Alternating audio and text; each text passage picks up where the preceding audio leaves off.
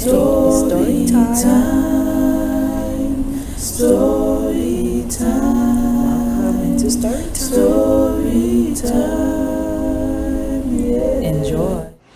All right, hey guys, welcome back to the channel. So I think this is episode 10, the last episode of the series Chasing Yanta Tania, because I think the 2 episodes before here is gonna be one story split in 2 because it was so long. So this is post shelter. Me and my sister linked up and we're in the hotel and we hadn't moved into our house yet. And this is going to LA. And I had mentioned that it would have to be a story by itself because it's so crazy. So I guess consider this my recap, right? 2019 was crazy. Moved back to Georgia. Going from Airbnb to Airbnb. Ended up in 2 shelters. Now we link up with my sister who had moved to Atlanta side or closer to Atlanta side. And we're going to move in together. So we're in the hotel and I'm probably wrapping up working at Smoothie King at this point. And I received an email from Creative Mind Group. And I'm pretty sure I've mentioned them before. I can't remember why I mentioned them, but I feel like I have. Sorry for messing up with the mic. Anyway, so I received an email from Creative Mind Group that I was accepted for an internship that I had applied for that I don't remember, that I probably did apply for that I completely forgot about and assumed that I wasn't going to get in. So I just let it go.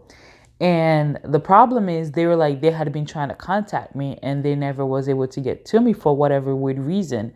And they're at the very last, this is the last, kind of like last opportunity to accept this internship opportunity and submit everything I need to be able to be a part.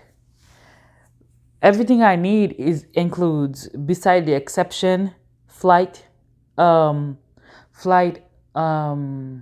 the word? Not approval, flight, not notification. Proof that I bought my flight to go to LA for the weekend. So, it wasn't a weekend actually. I think it was like 8 days. It was about a week or so, the opportunity. So this was an opportunity. Creative Mind Group is a group in LA, Black owned, started to help young new filmmaker have opportunity to intern or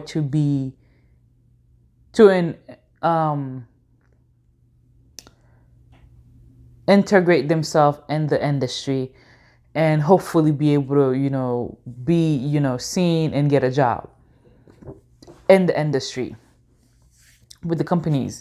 So they do 4 film festival. They do the American Film Market, which happens in LA. They do Cannes, I think London, and somewhere else that I can't remember right now. I think Cannes is in France. I think Australia. I will find it. If I do find it, I will link it somewhere in here, maybe here for you guys. So this one was going to be the one in LA, and I want to say it was between October and November. I must say beginning of November, and this was end of October, or beginning of October, and by this point we're end of September. Don't remember exactly. I want to say November, beginning of November. Anyway, so that was the opportunity, and I had applied, and forgot about it, and I got accepted. So here's the problem, though. I didn't have the money to go to LA, but also while I was at the second shelter, I had to travel. Remember, I was traveling, getting on the hotels. Not the shelter. No, yeah. When I was at the shelter, the second shelter was in a different city. And while I Ubered While I Ubered to work, I was taking public transportation back. And I guess one of these days, and I feel like I remember exactly when that was, but one of these days on my way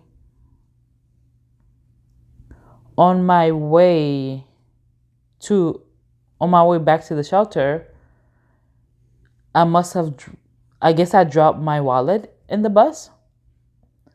And I remember what I was doing with my wallet that day. And then I didn't see my wallet since then, and I didn't know where it went, what happened. I think I called the bus station and see if they found it, but they told me no one reported it. So that time had to have been over, I don't know, about 3 months by this point, maybe, because it had to have been summer. It was before my birthday for sure.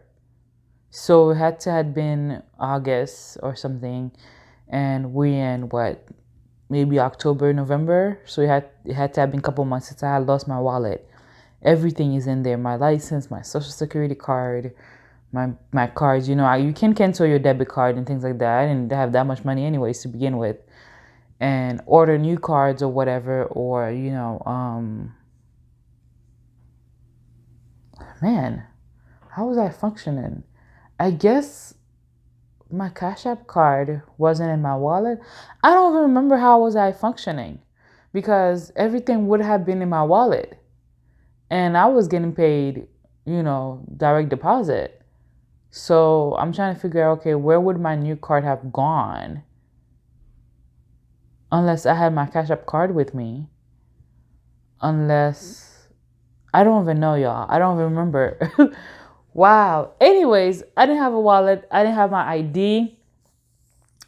I didn't have nothing because I lost my wallet that had everything, my whole identity. And I don't remember how I know I felt like, oh my gosh, what if somebody stole my identity?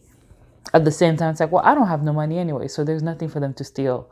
But at the same time, feeling like, trying my best not to feel like God is just failing me and betraying me, because I am on this faith journey and it's already hard enough being where I am. Now I lose my wallet, and it's like, I'm trying my best not to think about it, I think. So anyways, this is around, we're here, and there goes this internship, and how am I going to fly to LA? So I'm praying about it, and I'm asking God to give me confirmation if I'm supposed to do this, because the opportunity is right here in front of me, and it's a great opportunity, and I want to do it. But in the natural, everything looked like, girl, you're not going nowhere. So I think I was talking to a friend. I don't remember what I told her. And she just happened to have had was gifted, I guess a gift card, a Visa gift card. And she was like, yeah, I got gifted this and that for the holidays. I don't remember from who, or I don't remember how she got it. I don't remember the details. I just remember she offered that to me. So I was able to buy a plane ticket with that. She gave me the card number and etc. I was able to buy a plane ticket with that. That just happened to be almost exactly the price of what was in the gift card, maybe $4 less. Okay. It was that close. And then I was able to, then I think I told my mom about wanting to go and how important it would be to me. And then she was able to help me come home, or whatever little money I did have. I don't remember. I know I went home. I went to Florida. The attempt was, since I don't have my work permit is also in my wallet, I can't do my license. So the plan was to do a passport. And she knew somebody who would be able to expedite the passport. So I went to Florida, get there, get picked up, try to get my passport done. I go there, we pay the money to get my passport done. And days are coming and the passport is never done. When my mom reached out to the person that she knew about, we did what we're supposed to do. We paid the price we're supposed to pay. We did everything that she said. And it's been days and we still haven't received the passport. It was supposed to take like a couple of days. Come to find out that the people at the location in Orlando never sent it in time they were supposed to. Meanwhile, I only have like less than a week to figure out this whole trip to LA. Okay, I bought my ticket and I need to go. And I'm like, I'm in Florida and, I didn't get it on time and time is ticking and it's literally like maybe 2 days now before I have to take the trip. Oh, also, whatever little money I had to get myself an Airbnb. So I got me one of those Airbnb like shared room where you just get a bed. And I didn't know what I was doing. That's what I did because I need to go to this internship, y'all. So, anyways, so that's what I booked. Found that, booked that, left that alone. So I'm in Florida waiting for my passport. It's not coming in. And it's like 2 days or a day and a half before I have to leave, or the day before I have to leave, fly from Atlanta to LA. And I don't have a passport. I don't have ID. I don't have anything. So I call and I'm disappointed because I do all of this to do everything that I can so that I can fly. And here's the day before and it doesn't look like nothing is really working for me to be able to fly. Then I'm disappointed. I remember sitting at a friend's house who had given me a ride. And she was like, I'm sorry. I'm like, it's okay. And then I'm like, God, this doesn't make sense. I prayed and I felt like you gave me the confirmation. And I think the confirmation was after I prayed, I just happened to be listening to a sermon. And in the sermon, the girl was talking about God, when God brings something to you, he'll open the doors to make it work. Say yes to what God is saying, or something like that. I think it was by Stephanie Ike. I don't remember which sermon it was, so I can't link it for y'all. But that's what I felt like my confirmation was.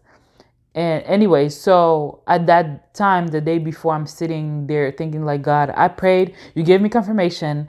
You allowed my friend to happen to have a gift card that I can pay for my plane ticket.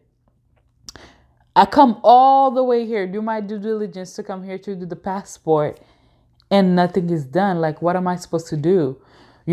Spend that money in this Airbnb for a week, find something cheap, and I'm willing to struggle through for this opportunity. And we here and nothing is happening. Granted, before I even left Georgia to go home, to go to Florida to do the passport, I make sure I put all my stuff in my sister's car because remember, we were trying to move. And right before I left,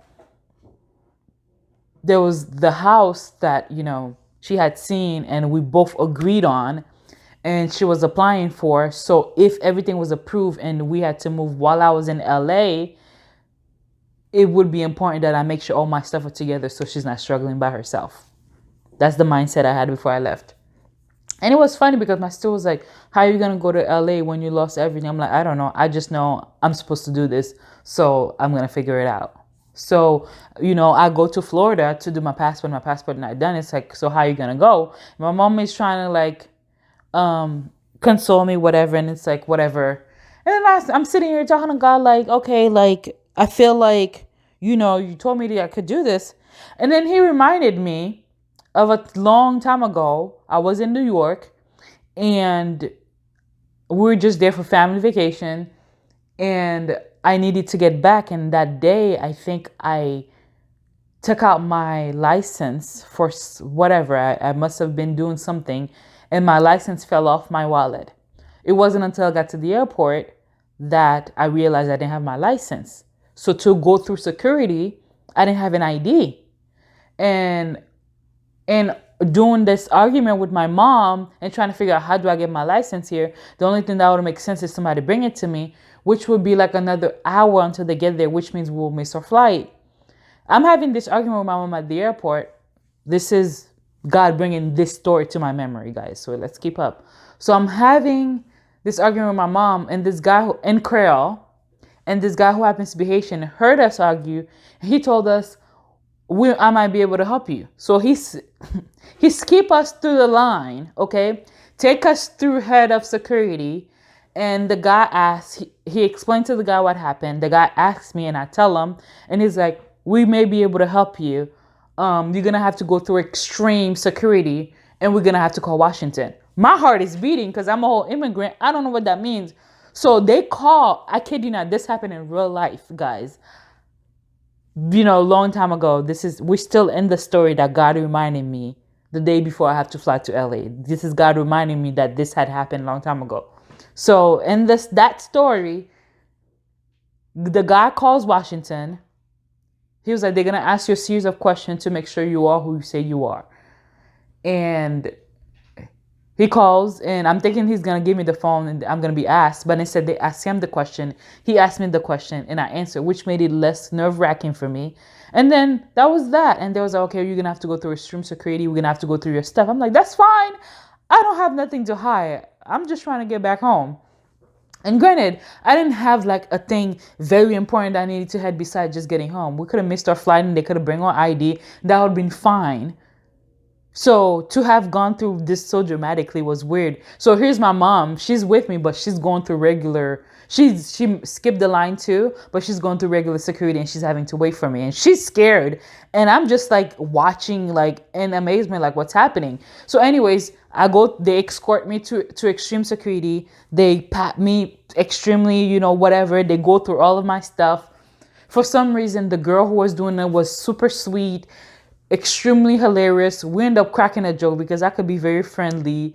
And they was okay, you're good to go and we're clear. And then I put my stuff together and then we didn't miss our flight. Matter of fact, we were in a way a little advanced because keep in mind, we were outside checking our bag when the young man heard me and my mom arguing about this. And he took us past the long line through head of security. So we skipped the line we would have been waiting on had I had my ID with me. And even the extreme security, it didn't take nothing much but maybe about 15 minutes, if even. So we ended up being ahead of the thing. So my mom goes through as well because she also skipped the line and went through regular security and she was waiting for me. And then we left and she was just like, can't believe this just happened. She was just like, I can't believe. She's just like, praise the Lord. Praise the Lord. She couldn't believe this happened. So she calls back home. There's like, okay, so what do you want us to do? I mean, not back home. She calls New York and our family in New York. And she explained, they were like, wow. So that story, God reminded me as I'm sitting there arguing about not being able to go to LA because I don't have my ID. So when he reminded me that, I was like, wait a minute. Yeah, I traveled without an ID before. So I Googled, how do you travel without your ID? Or can you travel without your ID?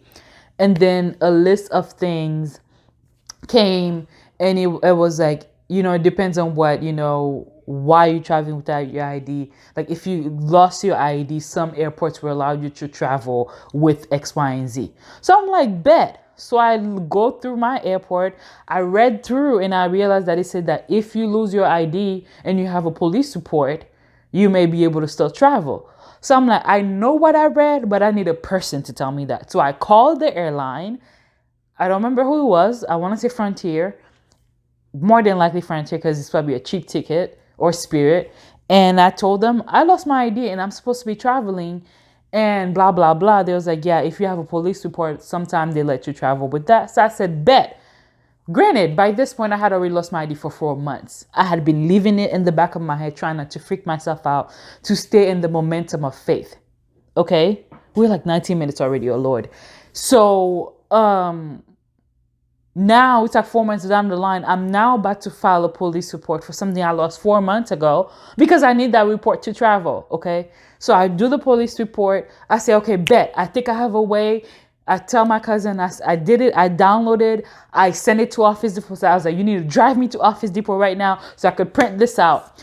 And I had like this minimum folder, so I so I printed the police report, and the only other thing I had with me was maybe my debit card, or a new debit card. I don't know if I had it mailed to Orlando. I don't remember how I got a new one, because once again I had lost my wallet. And a business card that I had created around the time I was interning at Tyler Perry Studio, with my picture on it and my name. Super cool. If I could find one. I doubt I have one, but if I could find one, I'll put it up here, somewhere over here. Yeah, and that's what I did.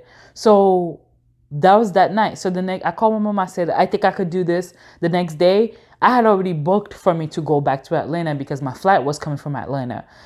So that night, I think that night I was supposed to be leaving overnight to get to Atlanta the next morning, to fly in that afternoon from Atlanta. So I was okay. So went home, packed my stuff, went to the mega bus, got on overnight, get to Atlanta first thing in the morning, get to Atlanta, go straight to the train station, straight to the airport so I could fly to LA. I get to the airport, y'all, and I'm nervous, but I'm excited. I get to the airport, get through, told them I lost my ID. They took my police report, my card. They went through, blah, blah, blah, got my stuff, get to security. In the line wasn't even that long, but get to security, and I'm waiting in the line.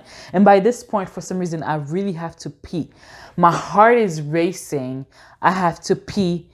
And I get to the guy and I said, I lost my ID, and I was told with the police report I may still be able to travel.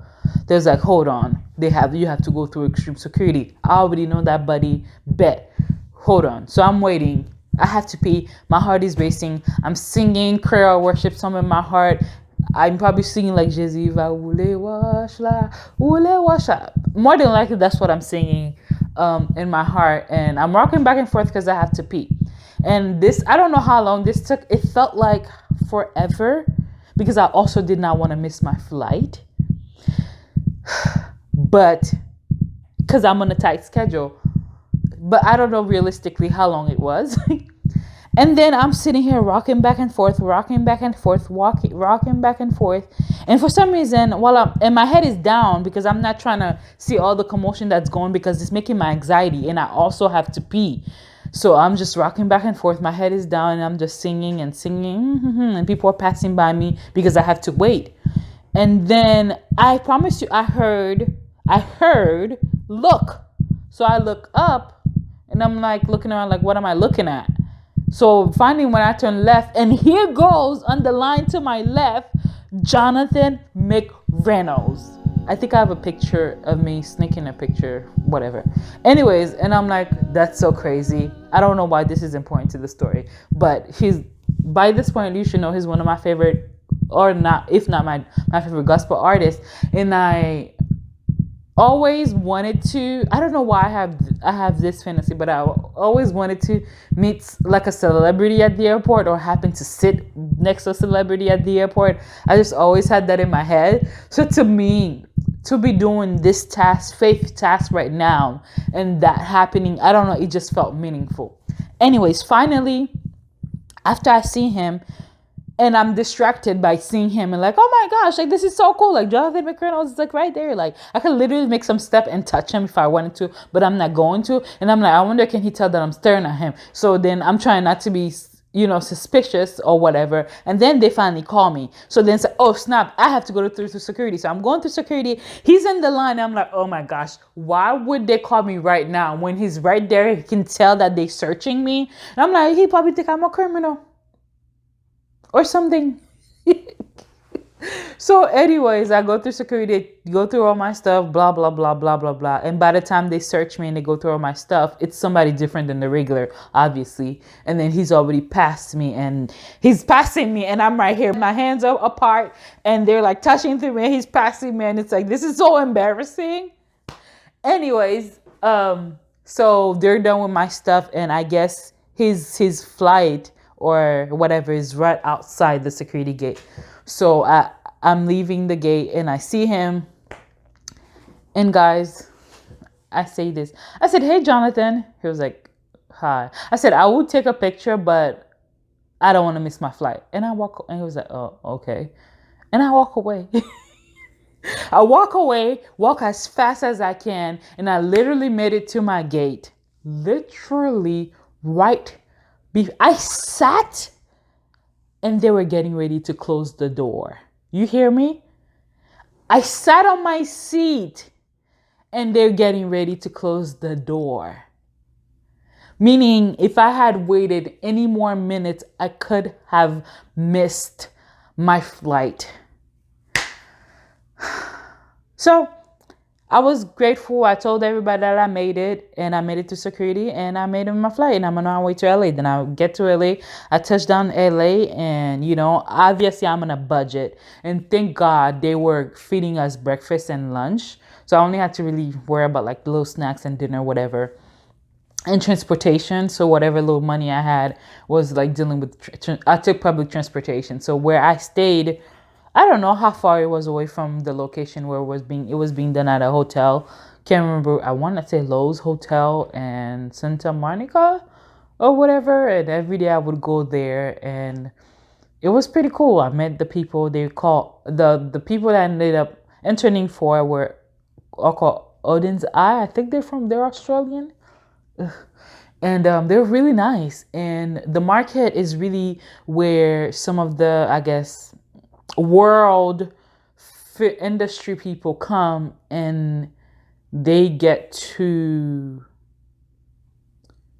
market for industry, creatives, producers, film, short stories, scripts, actors, and they build their portfolio from there, based on what their audience is doing. So it's like saying Netflix would be in that market, and people would come to Netflix to pitch their film.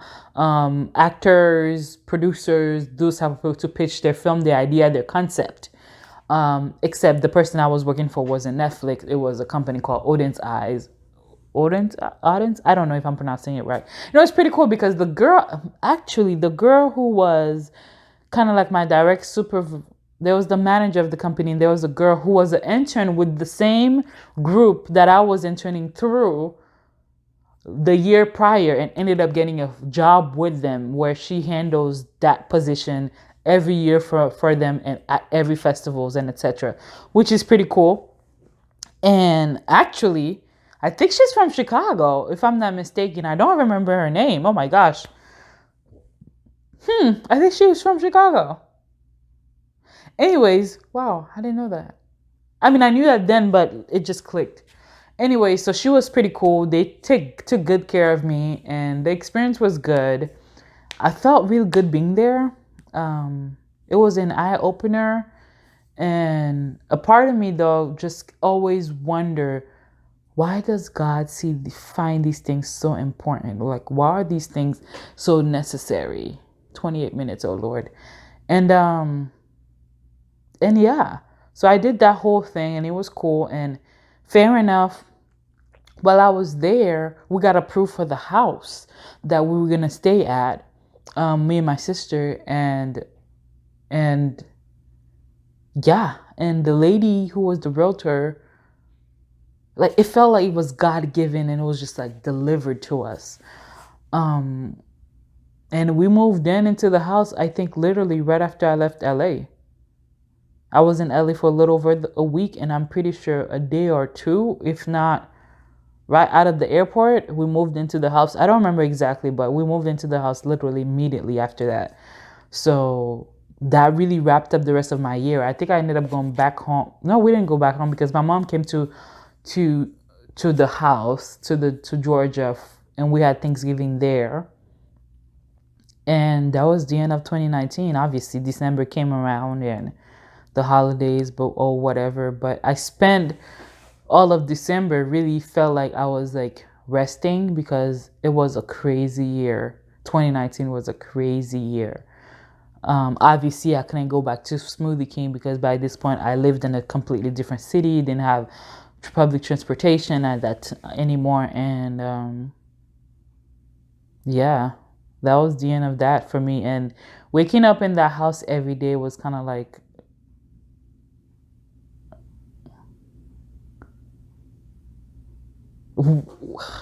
why am I here? In a sense, in a good way. Like, we talking about a 4-bedroom house, 2 bath. My sister's room alone, I'm pretty sure the whole house was about like 2,000 square feet and more. And my sister's room alone was probably almost about the same square feet amount as half of our house, I think, in Florida. That's how big it was. Nice neighborhood, walking neighborhood. And it just felt like such a huge blessing. And I honestly thought that was finally for me, right? That was finally for me. Except 2019 ended, 2020 came, and it wasn't. But that will be another series another time. But for now, I probably will add some pictures, few videos of vlogging if I still have them about LA, and that will wrap up the series of Chasing Yanta Tania. Deuces. Thank you for watching, and don't forget to Like, comment, subscribe. Make sure you put your bell notification on, and don't you forget to share with everybody. Bye.